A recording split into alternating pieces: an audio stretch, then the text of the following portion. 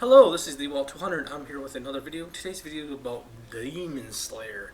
Now, at first I didn't really like this because the pacing seemed a bit off, but after I'd say about 4 or 5 episodes in, it really starts to pick up, and there's a lot of interesting things that go on with this show, and you just have to get past the initial, I guess, phase where they're setting up the characters and stuff like that, and it gets on to more details and a lot more action oriented.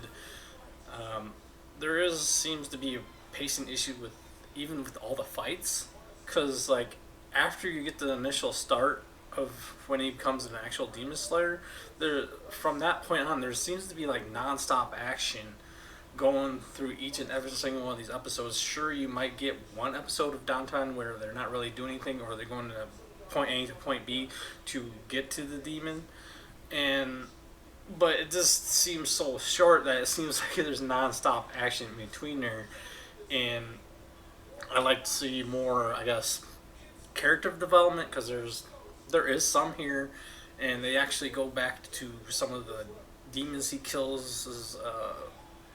Character development there. You don't get a whole lot, but you do see some of their flashbacks of the past of what they had to go through before they turned into demons and shit.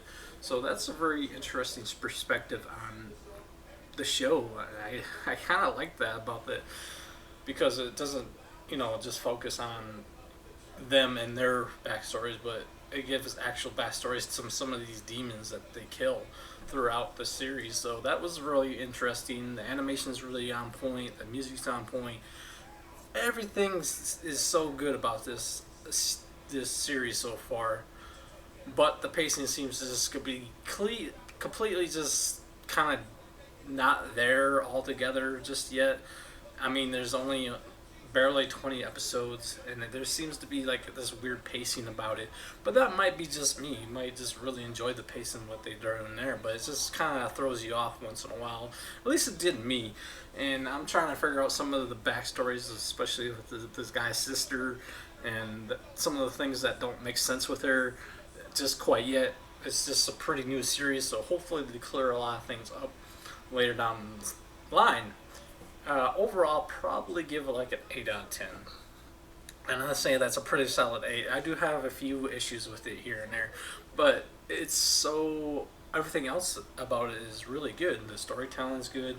I wish they did a little bit more, character development here and there. I was hoping more like in depth, but they do enough where it gets it done. And they actually don't focus 100% on the hero. Always really like that. So definitely a series that you should be watching. And that's all I have to say about it. Thank you for listening. Rate, comment, subscribe.